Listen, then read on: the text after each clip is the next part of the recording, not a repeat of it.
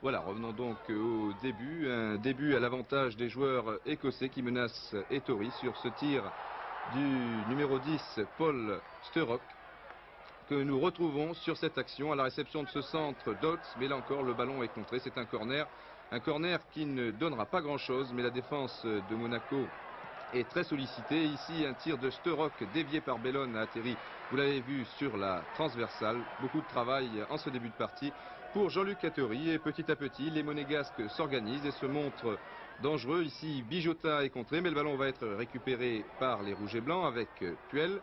Sur la gauche pour Amoros, Bellone. Personne à la réception de ce centre. Et finalement, un tir un peu trop puissant du capitaine d'un soir, Didier Christophe.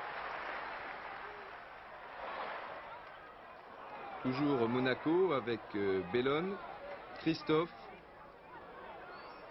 Et finalement, pour terminer cette action, un bon tir de Puel détourné du bout des doigts par le gardien de but écossais, McAlpine. Toujours 0-0. On joue depuis 25 minutes de jeu et l'une des grandes satisfactions de l'AS Monaco en cette première mi-temps. Manuel. Même trophée puisque vous allez souffert de crampes à la fin.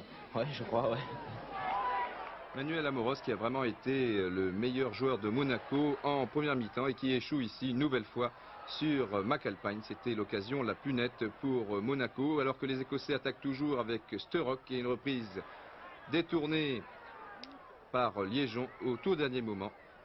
Ici, Payne est contré une nouvelle fois par Perret, le stopper, qui a fait un excellent match. La deuxième mi-temps vient de reprendre, un centre d'Amoros et une reprise extraordinaire de la tête de Ralph Edstrom qui, dans ce domaine, n'a rien à envier aux joueurs britanniques. Monaco mène 1-0 et à partir de cet instant, eh bien, les joueurs de la Principauté vont faire preuve de beaucoup de détermination à l'image de leur capitaine Didier Christophe. Et les joueurs écossais seront les plus souvent près des buts du gardien McAlpine.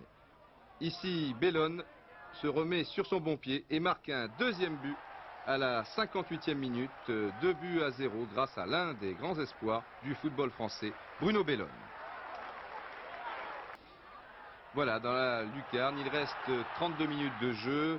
Valadier, un attaquant, remplace un milieu de terrain, Alain Couriol, et on se dit qu'avec un peu de réussite, après tout, le coup est jouable. Monaco, je vous le rappelle, doit marquer 2 nouveaux buts sans en encaisser un seul. Et les joueurs écossais s'énervent, commettent de nombreuses fautes, tout d'abord sur Bellone, puis sur Amoros, 2 minutes plus tard.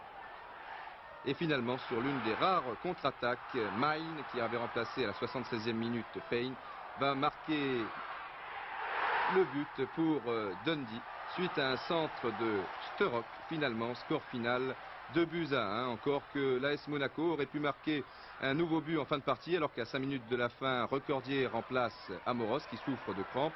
Un nouveau but par Edstrom sur cette tête, après le coup franc tiré par Christophe, ou encore sur une nouvelle tête du capitaine Didier Christophe. À la suite de ce corner, beaucoup de regrets donc pour l'AS Monaco qui, c'est évident, a perdu la qualification 15 jours plus tôt au stade Louis II.